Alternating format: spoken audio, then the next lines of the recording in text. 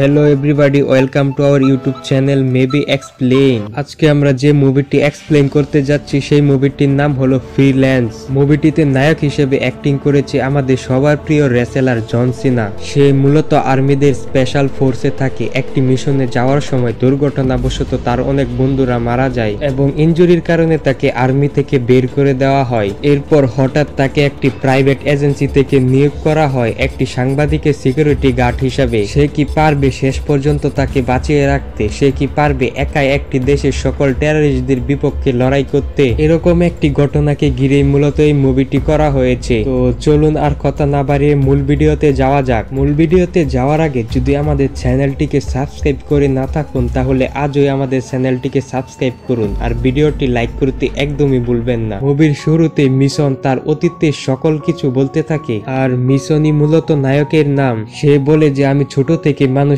সাহায্য করতে চাইতাম, আমি এমন কিছু করতে চাইতাম যা একজন নোবেল পুরস্কার জয়ীরা করে, কিন্তু পরিস্থিতি আমাকে উকিল বানিয়ে দিয়েছে। সবাই আমাকে পাগল ভাবে আর আমিও মনে করি আমি তাই। আমি যা অর্জন করেছি তার জন্য আমার স্পেশাল ফোর্সের সাথে ট্রেনিং করতে হয়েছে। এরপর আমি আর্মির স্পেশাল ফোর্সে সিলেক্ট হয়েছি। সেই দিন আমি অনেক খুশি হয়েছিলাম, আমি ভালোবাসা পেয়েছি, এমনকি পরিবারও। এরপর দেখানো হয় তারা স্পেশাল ফোর্সরা পালডোনিয়ার এর প্রেসিডেন্টকে ধরার জন্য মিশনে যায়। সে রশি দিয়ে যখনই নামতে যায় তখনই তাদের হেলিকপ্টারের উপর আক্রমণ হয় এবং সেখানে অর্ধেকের বেশি মানুষ মারা যায়।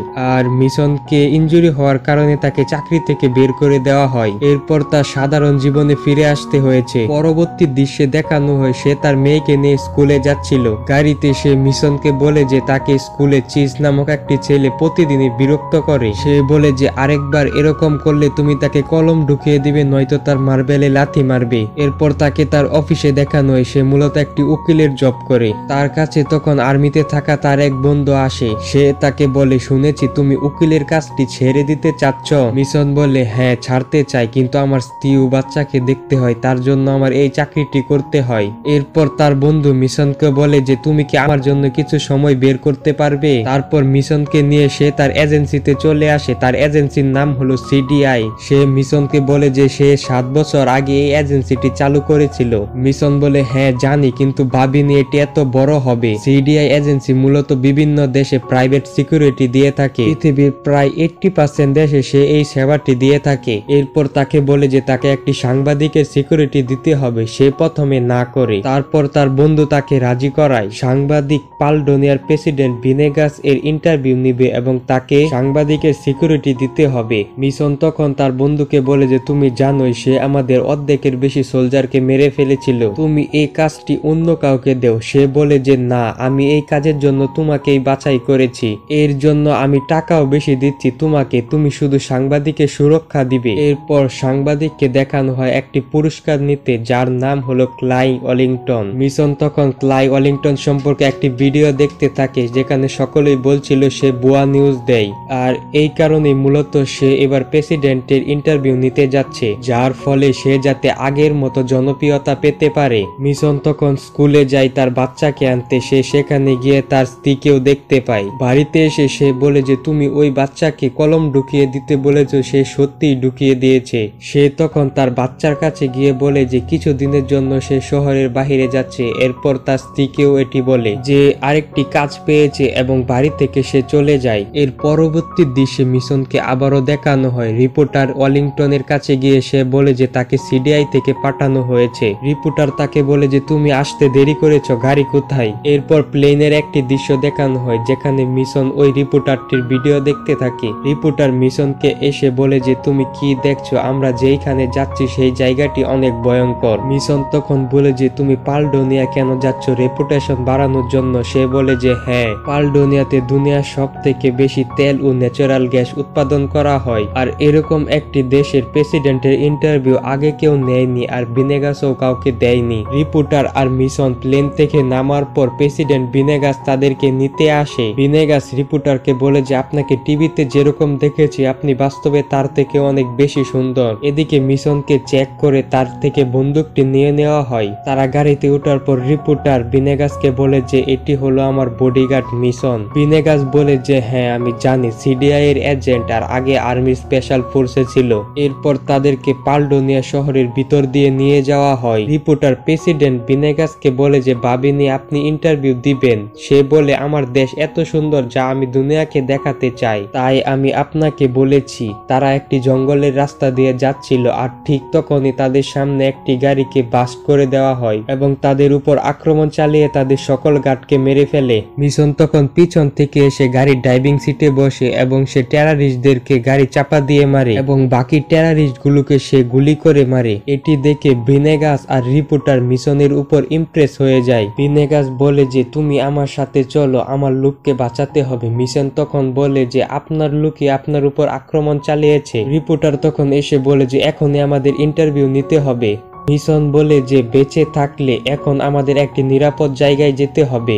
মিশন টেরারিস্টদের কাছ থেকে একটি স্নাইপার নেয়। এরপর টেরারিস্টদের হেডকে দেখানো হয় সে তার বাচ্চার ডান্স দেখছিল।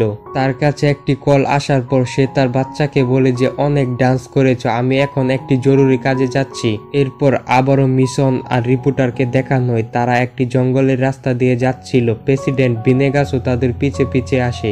রিপোর্টার তখন বলে যে আমাদেরকে কে মারতে এসেছিল। মিশন তখন বলে যে আমাদেরকে না, ওকে মারতে এসেছে। সে ভিনেগাসকে বলে যে কে মারতে চায় আপনাকে। ভিনেগাস বলে যে আমি জানি না, কিন্তু শীঘ্রই বের করে ফেলবো। মিশন তখন তার বন্ধুকে কল দিয়ে বলে তাদের উপর আক্রমণ হয়েছে এবং তারা একটি নিরাপদ জায়গায় রয়েছে শহরের বাহিরে। তার বন্ধু বলে ওয়ালিংটন ঠিক আছে তো? সে বলে যে হ্যাঁ, এবং প্রেসিডেন্টও তাদের সাথে। সে বলে যে প্রেসিডেন্ট তোমার সাথে কেন, তার টিম কোথায়? মিশন বলে যে তারা সবাই মারা গিয়েছে। তার বন্ধু বলে যে তোমার লোকেশন ট্যাগ করে দেখে এখন তুমি সোজা আসতে পারো, আমি আমাদের লোক পাঠাচ্ছি। এর পরবর্তী দৃশ্যে ভিনেগাসের বাতিজাকে দেখানো হয়। সে ভেবেছিল যে ভিনেগাস মারা গিয়েছে। সে প্রেসিডেন্টের শপথ নেওয়ার জন্য প্রস্তুত হচ্ছে আর তখনই তার ফোনে একটি কল আসে আর এই কলটি ভিনেগাসের ছিল। সে অবাক হয়ে যায়। ভিনেগাস বলে যে আমরা জঙ্গলের মধ্যে ফেসে রয়েছি। বাতিজা বলে যে আপনার জন্য আমাদের অনেক চিন্তা হচ্ছিল।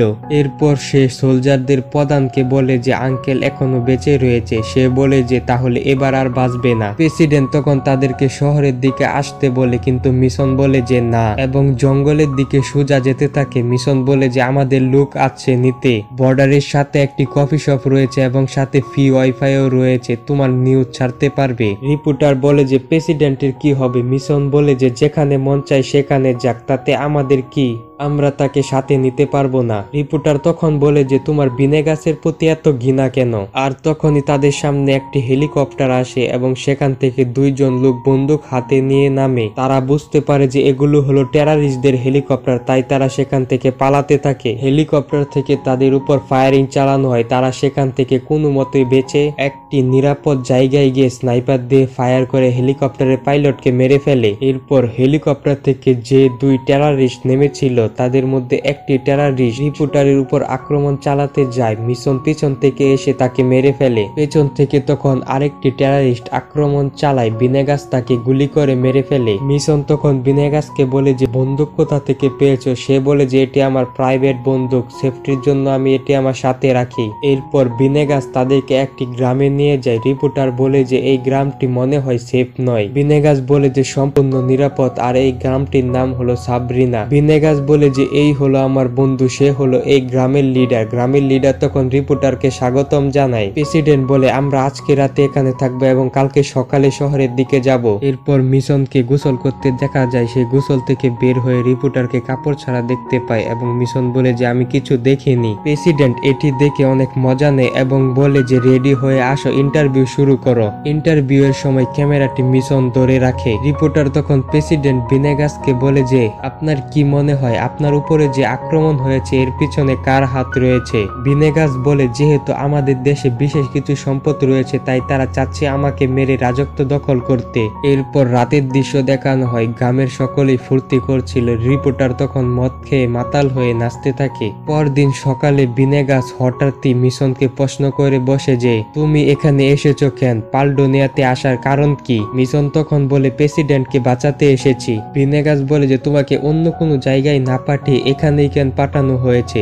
এটি বলে সে ঘর থেকে চলে যায়। কিছুক্ষণ পর মিশন তার বন্ধুকে কল দিয়ে বলে আমাকে এখানে কেন পাঠিয়েছ, তাও ওই দেশের প্রেসিডেন্টের কাছে যে আমাদের অর্ধেকের বেশি সোলজারকে মেরে ফেলেছিল। সে বলে যে কেউ চাই যে তুমি তাকে মেরে ফেলো, তার বডিগার্ড তোমাকে বন্দুক দিত আর তুমি তাকে মেরে ফেলতে, এই কারণে তোমাকে এখানে পাঠানো হয়েছে। কিন্তু তোমার আগেই তার ভাতিজা লোক পাঠিয়ে তাকে মারতে পাঠিয়ে দেয়। আমাদের এজেন্সি শুধু সুরক্ষা দেয় না, মাঝে মাঝে কাউকে মারতেও হয়। মিশন তখন বলে যে এসবের জন্য টাকা কে দেয়। সে বলে যে কিছু সাউথ আফ্রিকা। মিশনের বন্ধু বলে যে এটি সঠিক সময়, চালিয়ে দাও গুলি ভিনেগাসের মাথায়, তোমার বন্ধুদের হত্যার প্রতিশোধ নাও। মিশন এসে তখন রিপোর্টারকে নিয়ে এখান থেকে চলে যেতে চায়, আর ঠিক তখনই টেররিস্টরা গ্রামে প্রবেশ করে। মিশন, রিপোর্টার আর ভিনেগাসকে গ্রামের একটি লোক একটি ট্রাক দিয়ে বলে যে তোমরা এটা দিয়ে পালাতে পারবে।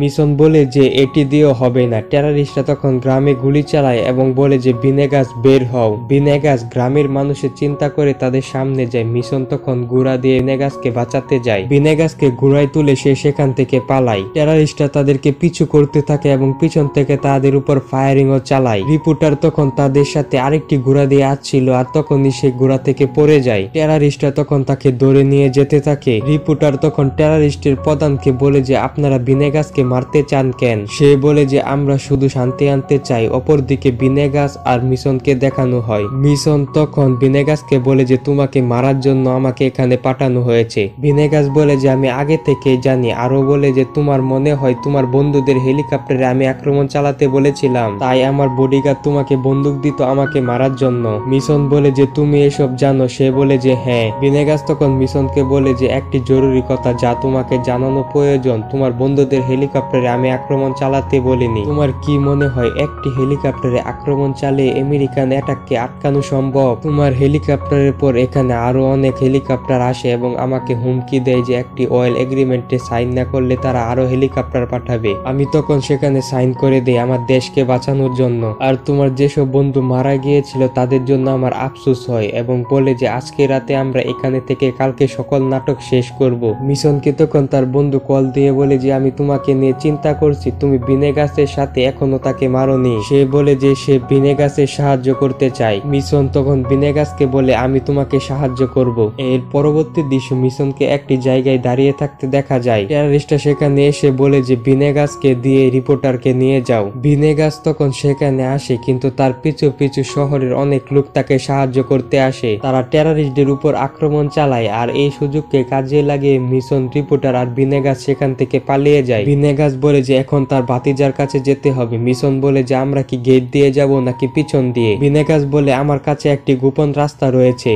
তার ভাতিজাকে তখন তার চেয়ারে বসে থাকতে দেখা যায়। ভিনেগাস আসার পরই সে ভয় পেয়ে যায়। ভিনেগাস বলে যে আমি তোমার কিছু করব না, তুমি ভয় পেও না। আরো বলে আমরা এই দেশের সাথে প্রতারণা করতে পারবো না, তারা শুধু তোমাকে ব্যবহার করছে। যখন তুমি তাদের কোনো কাজে আসবে না তখন তারা তোমাকেও মেরে ফেলবে। চলো দুইজন একসাথে হয়ে কাজ করি। তখনই সেখানে সোলজারদের প্রধান আসে এবং ভিনেগাস ও তার ভাতিজার উপর ফায়ারিং করে। ভিনেগাস তখন তার হাতে থাকা গুলিটি দিয়ে তাকে মেরে ফেলে। ভিনেগাসের গুলি খাওয়াতে কিছু হয় না, কারণ তার বুলেট প্রুফ জ্যাকেট ছিল, কিন্তু তার ভাতিজা গুলি খাওয়ায় সেখানেই মারা যায়। কিছুক্ষণ পর সকল সোলজাররা এসে তাদের উপর বন্দুক ধরে। ভিনেগাস বলে সোলজার, জানি তোমরা শুধু অর্ডার ফলো করছো, তোমরা চাইলে এই দেশের ভবিষ্যৎ পরিবর্তন করতে পারবে। চলো আমরা সকলে মিলে এই দেশের হয়ে কাজ করি। পেছন থেকে তখন টেররিস্টরা আসে। ভিনেগাস বলে যে শত্রুরা তোমাদের পিছনে। এরপর সোলজার আর টেররিস্টরা যুদ্ধ লেগে যায়। রিপোর্টার এসব কিছু ভিডিও করছিল। এদিকে টেররিস্টদের হেড আর মিশন ফাইট